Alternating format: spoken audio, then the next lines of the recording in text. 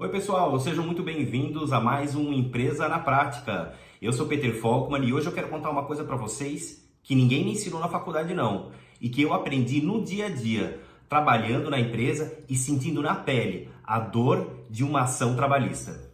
Ficou curioso? Me acompanha aí. Hoje eu vou falar de placas de PVC. Isso mesmo. Placas de PVC, placas de sinalização dentro da sua empresa, do seu negócio. E eu vou te explicar como que isso funcionou para a nossa empresa, para a gente economizar alguns milhares de reais.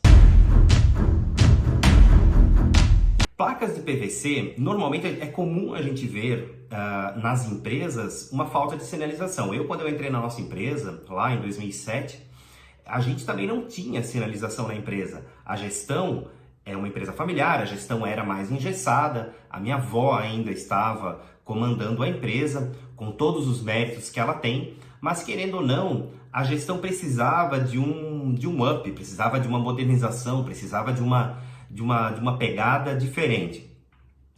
A gente não tinha, por exemplo, o layout da empresa. A nossa empresa é de transporte coletivo, mas nós temos manutenção própria, pintura própria, abastecimento, limpeza, tudo dentro da nossa empresa. Não temos esses serviços terceirizados. E a gente tem então um galpão industrial bastante grande, são 2 galpões, onde a gente faz toda essa parte de manutenção dos carros. E se confunde muito, o pátio é de uso comum, ele é de uso do administrativo, é de uso do pessoal da limpeza, pessoal do operacional, que são os motoristas, e também os mecânicos, né, o engraxador, enfim. E cada função dessa tem uma insalubridade diferente. E como estavam todos dentro do mesmo pátio, a gente tinha uma grande preocupação em como orientar e segmentar os setores do pátio de maneira que a gente possa passar informação para o funcionário, ao mesmo tempo que a gente mantém a segurança daquele funcionário, mantém a segurança de quem está passando por aquele local e também de quem está trabalhando naquele local, e ao mesmo tempo a gente preserva juridicamente a empresa. Foi aí que a gente foi olhando cases simples de empresas maiores. Lógico, a gente sempre se espelha em algo maior para conseguir crescer também, né? E tirar bons exemplos. Foi aí que eu comecei a visitar algumas empresas, parques fabris de grandes indústrias até, que eu tive a oportunidade de conhecer. E também pesquisando um pouquinho, a gente foi ver métricas muito simples. Para vocês terem uma noção, eu comecei a me basear num documento muito simples, que é o PPRA. E o PPRA, ele dá as normas de segurança do ambiente de trabalho, certo? Ele dá algumas normas que você precisa estar cumprindo e estar seguindo. E nessas normas eu fui catando, então, na ABNT alguma coisa, lá alguma coisa, no PPRA alguma coisa, fui olhando exemplo de outras empresas e muitas delas colocaram situações de sinalização dentro da empresa. Tá? Foi aí que eu comecei a trabalhar a cabeça da minha família, dizendo: a gente precisa começar a fazer sinalização. Aí todo mundo só se preocupava com finanças e vendas, finanças e vendas, finanças e vendas. E essas questões do dia a dia, do pátio, de organização, até de organização para prevenção trabalhista não aconteciam. E a gente estava com uma demanda trabalhista, um passivo trabalhista bastante alto, já contratado. Então a gente já estava com ações trabalhistas contra a empresa. Que no início, quando eu entrei na empresa, eu tinha 24 anos para 25 anos, fiquei extremamente desesperado. Eu pensei: nossa senhora, são tantas trabalhistas, e no primeiro mês já tinha audiência, já fui mal conhecendo todos os processos, né? Não tendo tantos dados, tanta informação para a gente conseguir combater essas questões trabalhistas. Foi aí que eu comecei a buscar essas pequenas soluções. E acredite, as placas foram as salvadoras da minha pátria. A gente tem então também a área de abastecimento dentro da empresa, né? Então a gente, em algumas ações trabalhistas, a gente acabou utilizando essas placas como própria defesa. Mas antes de entrar muito nos detalhes das trabalhistas, eu quero mostrar um pouquinho para vocês aqui nesse vídeo agora as fotos das plaquinhas que a gente usa, que vocês podem estar usando nas empresas de vocês também. É um layout simples, super fácil de fazer. Nada mais é do que uma placa de PVC com um adesivo colado em cima, tá? Qualquer indústria gráfica faz. Você consegue mandar produzir os adesivos e colar em cima de uma chapa de PVC e cortar com estilete se você achar necessário. É um serviço super simples. Então essas plaquinhas que vocês estão vendo aqui nos exemplos são plaquinhas de sinalização, elas cumprem informações de EPIs, elas cumprem áreas proibidas para determinados funcionários, áreas permitidas para outros, área de abastecimento, enfim, diversas orientações que a gente foi construindo dentro da empresa. Então eu vou falar um pouquinho de como a gente conseguiu canalizar isso para uma defesa da área trabalhista da nossa empresa. A gente enfrentava alguns processos, algumas demandas já contratadas, e essas demandas a gente não teve mais como salvar. Por isso que eu estou fazendo principalmente esse vídeo e alertar para vocês. É muito importante isso que eu vou falar agora. As empresas normalmente trabalham com uma equipe enxuta, o gestor geralmente faz várias coisas ao mesmo tempo, e ele não tem tempo para ficar fazendo essa pesquisa que eu fiz, ficar se dedicando, ficar pensando. E é justamente por isso que eu estou querendo gravar esse vídeo, que eu estou querendo explicar essas coisas para vocês. Uma pesquisa que eu já fiz esse tempo, você não precisa mais perder. Basta você ouvir o que eu estou te falando e aplicar isso dentro das suas necessidades, dentro das suas condições também, dentro da empresa. Então, a gente já tinha algumas demandas contratadas, né? Demandas trabalhistas contratadas, processos já em andamento, que a gente não tinha mais o que fazer. A gente realmente precisava pensar dali em diante, dali para o futuro. Qual foi a nossa métrica naquele momento? A gente simplesmente decidiu tentar compor acordos que talvez não fossem tão bons para a nossa empresa naquela época na Justiça do Trabalho, mas para quê? Para que a gente tivesse tempo hábil de conseguir construir a segurança jurídica que a gente queria dentro da empresa.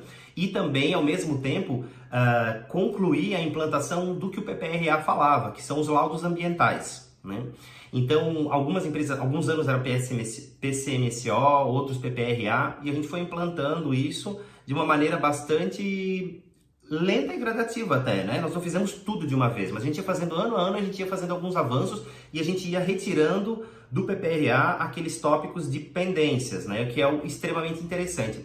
E aí já foi o primeiro passo, que a gente já conseguiu, dentro das ações trabalhistas, já conseguiu justificar. Olha, ano a ano a empresa vem se preocupando com a saúde do trabalhador e já vem implantando determinadas ações que protegem, né, a vida do trabalhador, que tornam o ambiente como um local mais saudável para trabalhar.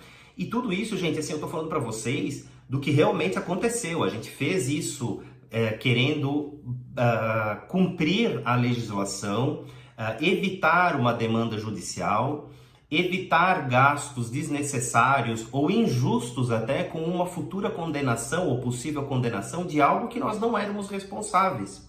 Porque eu vou contar aqui para vocês umas histórias tão esdrúxulas de algumas ações trabalhistas que a gente via, que felizmente no ano de 2017, com a reforma da legislação trabalhista, essas coisas acabaram diminuindo um pouco, né? As ações, na verdade, para a nossa empresa, graças a Deus, felizmente, elas se extinguiram por completo.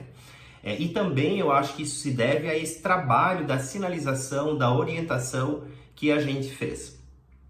Então, por exemplo, eu vou citar um exemplo de uma ação trabalhista que a gente teve lá em 2009, eu acho, por aí. Eu não lembro exatamente da data, 2009, 2010.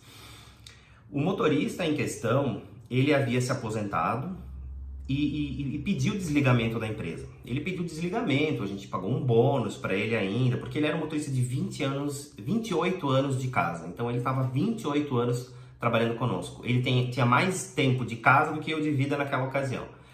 E a gente gostava muito dele, a família toda trabalhava na empresa, e os irmãos, enfim. E a gente deu esse bônus, fez o desligamento dele, ele se emocionou no último dia de trabalho, o que pra gente foi até assim, nossa, que legal, né? Que bacana que essa pessoa teve essa consideração também, que a gente teve esse relacionamento por 28 anos, tão tranquilo, sempre muito, muito tranquilo, muito bem. E ele saiu da empresa. E depois de uns 5, 6 meses, mais ou menos, a gente recebeu uma carta do Tribunal Regional do Trabalho com uma ação trabalhista daquela pessoa. Aquilo para mim foi um choque tão grande, porque eu não imaginava, a gente confiava nele principalmente, né? Eu ainda gosto de confiar nas pessoas, eu sei que às vezes pode parecer um pouco de otimismo demais ou de ingenuidade demais, mas eu gosto de confiar nas pessoas. E aquele era uma pessoa que nunca tinha reclamado para nós, não tinha queixas, tinham algumas queixas do trabalho, do dia a dia, coisas normais, coisas simples. E quando eu abri a trabalhista e eu mostrei isso para a nossa advogada, simplesmente eu fiquei estarrecido. Não era a primeira, não era a única que a gente tinha, mas eu não imaginava que viesse daquela pessoa, entende? E ele pedia, entre muitas coisas, ele pedia insalubridade. Insalubridade sobre acessar áreas do pátio de oficina mecânica que eram áreas insalubres. Então ele dizia que ele tinha a obrigatoriedade de adentrar na área da oficina mecânica, ele enquanto motorista, para mostrar os defeitos, os eventuais defeitos que o ônibus dele tinha, e que ele precisava adentrar diariamente na oficina mecânica. Claro, a gente rebateu esses argumentos dizendo que o ônibus não estraga todos os dias, ele não precisa todo dia manter essa comunicação, a gente tinha essa comunicação através da pessoa que cuidava da escala, que ficava na guarita da empresa. Então, entrando na empresa, na guarita estava a pessoa lá, controlando o tráfego, né, dos ônibus, quem eram os motoristas e tudo mais, e ele podia passar essa informação para a oficina mecânica também. Então, não havia essa obrigatoriedade, principalmente diariamente, era um absurdo isso. Mas, entre muitas coisas, ele colocou de que ele nunca foi orientado, de que ele não sabia que ele não podia adentrar na área de oficina mecânica, e que ele adoeceu por essa prática, tá? Pelo fato de entrar na oficina mecânica e que lá as pessoas usam gases tóxicos, a gente não utiliza gases tóxicos, que as pessoas utilizam graxa, óleo, e ele se sujava e aquilo penetrava na pele. Gente, era um absurdo tão grande que a gente viveu naquele momento. E ele começou a colocar diversas situações. Para vocês terem uma noção, esse funcionário chegou a pedir até R$50 mensais de sabão em pó porque ele lavava o uniforme da empresa, tá? Só para vocês terem uma noção de como era ridícula essas questões de justiça do trabalho, tá? Porque agora, com a reforma trabalhista, felizmente, se o funcionário não consegue provar essas ações muito esdrúxulas e ele perder essa ação, ele precisa pagar a indenização para a empresa, tá? Então agora, mesmo que houver uma ação trabalhista, que eu espero que demore muito para acontecer, mas mesmo que houver uma ação trabalhista, a gente vai ter ações mais coerentes, né? Mais coerentes, e a gente espera realmente que isso seja um movimento realmente justo, né? Que seja justo. Então, que você tem que pedir aquilo que você tem prova robusta, aquilo que você de fato precisa conseguir comprovar. Então, ele dizia que ele não tinha a instrução, ele não sabia que ele não podia adentrar naquele ambiente insalubre. Mas foi aí que eu havia feito um memorial fotográfico, inserido esse memorial fotográfico nos PPRAs da empresa. Então, quando vinha um engenheiro, técnico de segurança, na nossa empresa faz isso todo mês de janeiro também, a gente colocou essas fotos dentro do PPRA e documentou tudo. Então lá eu tinha foto das plaquinhas de PVC, essas que vocês viram nesse vídeo antes mesmo, que custam R$10 cada plaquinha, em que a plaquinha diz: proibida a entrada de pessoas não autorizadas, proibido o uso obrigatório do EPI, somente pessoas autorizadas do abastecimento, onde tinha a orientação de que os motoristas não poderiam estacionar nas faixas amarelas, que eu tinha pintado uma faixa amarela na entrada da oficina. Então a pessoa tinha as faixas de pedestre para se deslocar no pátio e para chegar até na faixa amarela da oficina. Eles não podiam entrar na oficina porque eram só pessoas autorizadas, era uso obrigatório do EPI naquele ambiente, certo? Então eles não poderiam fazer isso. Outra coisa que ele alegava era de que eles precisavam abastecer o ônibus. Nós tínhamos 2 frentistas, um diurno e um noturno. Claro que eu consegui comprovar que eu tinha os 2 frentistas, eram devidamente registrados, ganhava periculosidade e tudo mais. E que ele também queria ganhar periculosidade, porque muitas vezes ele, quando não precisava abastecer, que era mentira, ele tinha que manobrar o ônibus para dentro da área de abastecimento. Só que, e a área de abastecimento é uma área que incide periculosidade, porque está do lado de uma bomba de combustível, com 15, 30 mil litros nós tínhamos de combustível ali armazenados. Hoje a gente reduziu essa litragem, né, por uma questão de segurança, também por normas ambientais, a gente reduziu para 15 mil. Então a gente tem um estoque máximo de 15 mil, a gente faz abastecimentos mais rotativos, mais vezes por semana, né? Por que a gente fez isso? Porque a bomba de abastecimento, ela também, dentro do PPRA, dentro das normas trabalhistas, ela tem um raio que precisa ter de afastamento, de isolamento. E o motorista dizia justamente que ele precisava entrar nesse raio de abastecimento e por isso ensejava a periculosidade, que todo dia ele tinha que abastecer o ônibus, o que também não era verdade, certo? Primeiro, a gente tinha um frentista diurno e um noturno, então se ele viesse de manhã, viesse de tarde, viesse de noite, tinha alguém lá para abastecer o carro para ele. E as famosas sinalizações. Nós tínhamos uma placa bem grande que aqui somente permitido para frentistas. Ele não era frentista, então ele estava lendo aquela placa, era gigantesca. E segundo, que tinha o raio, estava pintado em amarelo, que eram 7,5 metros da extensão da bomba, certo? Então você pegava a bomba, o gatilho do abastecimento, estendia ele e fazia um raio de 7,5 metros. Esse raio era totalmente isolado, era a faixa de gás dentro da nossa empresa. Ninguém pode adentrar. Ela ainda é. Não pode adentrar nessa área. Por quê? Somente as pessoas autorizadas, somente quem ganha a periculosidade pode estar trabalhando ali. Somente frentistas, certo? Então a gente começou a fazer com que o frentista, eles estacionavam os ônibus no pátio, essa era a norma, e que somente o frentista fazia lá, fazia o abastecimento. Poderia ter acontecido que em algum momento o frentista tivesse qualquer problema e precisava ter abastecido, mas eu sinceramente não me recordo disso ter acontecido na nossa empresa. Mas só para vocês verem o quão importante é, mesmo que tivesse acontecido eventualmente, ele estava fazendo uma alegação mentirosa. Ele dizia que era diariamente, que era com frequência, que ele tinha que adentrar aquela área. E o que me salvou naquela indenização? As plaquinhas. Vocês querem ter uma noção de quanto que é uma periculosidade dentro da nossa empresa? A gente paga uma média de R$500 mensais para o funcionário que tem periculosidade. Você já pensou R$500 mensais nos últimos 5 anos retroagindo e com cálculo de 1% de juros e multa em cima disso? Isso dá um valor bastante interessante. Então eu quero dizer para vocês assim, dá uma média de R$6.000 por ano, uma conta rápida assim, R$6.000 por ano, vezes 5 anos dá uns R$30.000, mas corrigido uns R$35.000, vai, a gente economizou só com essas plaquinhas. E aí se alguém perguntar assim, mas eu não tenho dinheiro, essas plaquinhas é uma bobagem, eu vou gastar R$1.000 para botar plaquinha. Entre 35 numa condenação de um funcionário ou as plaquinhas, o que você prefere? E outra coisa importante é que se esse funcionário tivesse ganho, se eu não tivesse feito as faixas, se eu não tivesse feito as plaquinhas, se eu não tivesse feito as orientações dentro da empresa, essa indenização desse funcionário, ela serviria de arrasto para mais quantos outros que iriam pensar, poxa, ele ganhou R$30.000 ali. E aí vem gente que diz assim, mas se você mantiver a tua equipe motivada, eles não vão te processar. Gente, lembra que no início do vídeo eu falei para vocês que ele trabalhava 28 anos com a gente? Ele trabalhava 28 anos com a gente. Uma pessoa sempre satisfeita com o trabalho. Ele não era de reclamar do trabalho, nem de dizer, eu não quero fazer isso, eu não quero fazer aquilo. Ele fazia o trabalho dele, ganhava pago por aquilo que ele fazia. Os irmãos trabalhavam, alguns ainda trabalham com a gente.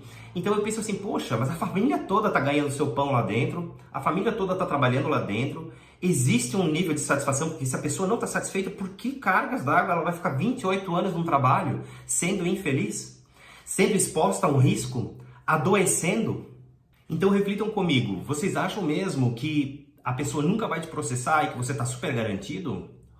Eu preferi investir em algo prático, barato, fácil e seguro para minha empresa. Eu acho que você também pode colocar isso facilmente em prática dentro da sua. Eu quero contar mais uma história para vocês que é bastante intrigante. Nós tínhamos o nosso pátio, e eu vou botar uma foto aqui, mais ou menos uma foto aérea da nossa empresa, pra vocês terem uma noção. O pessoal da oficina mecânica trabalhava aqui embaixo, nesse galpão mais comprido que vocês conseguem ver na foto. A bomba de abastecimento ficava mais aqui no meio do pátio. E o administrativo, o refeitório, ficavam aqui em cima. Hoje a gente já mudou um pouco esse layout, mas naquela ocasião o layout era exatamente assim. E em cima da bomba de abastecimento existia uma plataforma, uma passarela para quando o caminhão vinha abastecer os nossos tanques, o caminhão de diesel, né, da distribuidora de diesel, vinha abastecer os nossos tanques, o funcionário da empresa fornecedora do combustível, ele subia nessa passarela, abria os tanques por cima e colocava o cano para poder fazer a transferência então do combustível. E aquele funcionário trabalhava na nossa oficina mecânica. E ele dizia que ele precisava ir ao refeitório para poder almoçar. E que para ir ao refeitório ele tinha que obrigatoriamente passar por aquela passarela. E aí eu pergunto para vocês, como que eu vou conseguir provar uma ação como essa? Eu nunca tirei foto dele não passando por lá. Eu nunca gravei, eu tenho câmera na empresa, mas eu nunca gravei os vídeos do circuito das pessoas, o que caminhada eles fazem para chegar até no nosso refeitório. Então, como que eu iria provar aquilo ali? Como que eu iria conseguir dizer que ele não tem direito à periculosidade e que ele não era obrigado a passar por mim? Fizeram um caso de um outro funcionário agora, não daquele primeiro que eu te falei. Esse que era agora, que eu falei para vocês. Esse agora é funcionário da oficina mecânica. Era funcionário, logicamente. Então, como que eu consegui provar isso? Mais uma vez, com o memorial fotográfico e das benditas plaquinhas. Eu tinha plaquinhas dizendo que era proibida a passagem para demais pessoas e de que ela era sinalizada, tinha as faixas amarelas, tinha a placa sinalizada e que aquela passarela era de uso exclusivo para os frentistas ou o fornecedor terceirizado do abastecimento, certo? A empresa que vinha trazer o combustível para nós. Mais uma vez, as plaquinhas me salvaram. Eu já fiz a conta com vocês antes de quanto pode ter custado isso. Isso aqui teria sido o nosso segundo grande prejuízo com essa ação trabalhista. E coincidentemente, essas ações trabalhistas vieram todas meio que juntas, simultaneamente, né? Fomentadas até por um movimento sindical bastante forte dentro da nossa empresa, que também, felizmente, não existe mais. Não dessa forma. Hoje ele está muito mais saudável. E um terceiro exemplo que eu quero dar para vocês, que também está atrelado a essa questão da passarela, era um motorista que talvez era a pessoa mais envolvida e causadora, envolvida sindicalmente, causadora desses problemas, né? Essa pessoa era motorista e ele também dizia que ele precisava circular por aquela mesma passarela e que ele queria periculosidade por ter que adentrar aquela área de abastecimento. Eu pensava, nossa, mas ele podia dar a volta pelo pátio. E eu tinha fotos das faixas de pedestre pintadas dando a volta e conduzindo. A faixa de pedestre, ela conduz para todas as áreas da empresa, sem precisar passar pelos ambientes insalubres. O que eu posso estar falando aqui para vocês pode estar parecendo meio simples demais, mas acreditem, tem muita empresa que não faz isso. E tem muita empresa que, quando tiver a primeira ação trabalhista, vai vir aos rodos as outras e não vai mais dar tempo de resolver isso. Por isso que é extremamente importante. Aquele motorista dizia que ele precisava, que ele estacionava lá embaixo na oficina, tinha que adentrar a oficina, isso era um outro motorista, que era similar ao primeiro, os processos eram todos muito similares, mas que ele tinha que adentrar a área da oficina, que era uma área insalubre, e que ele precisava passar pela área periculosa, que era a área de abastecimento, para ir ao refeitório e ao banheiro, e que ele passava no mínimo 6 vezes ao dia, todos os dias em que ele estava trabalhando por aquela região.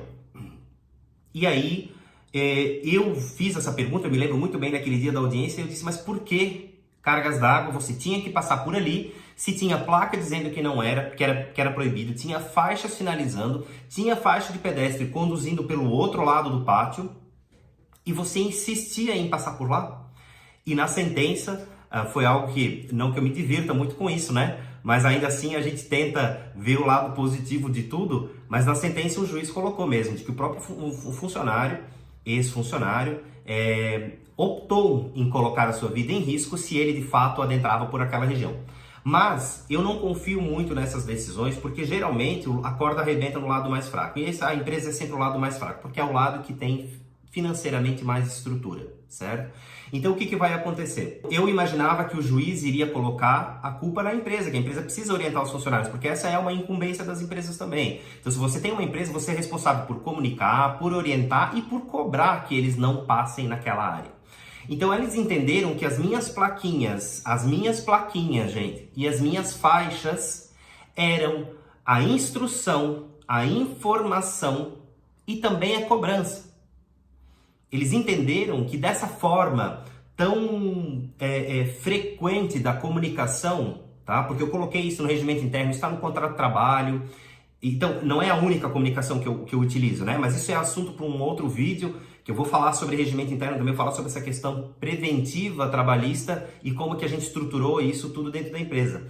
Mas principalmente as plaquinhas de sinalização, o quão importante elas foram para evitar condenações de periculosidade, de insalubridade de pessoas que não tinham esse direito e que não tinham essa incumbência por pura má-fé.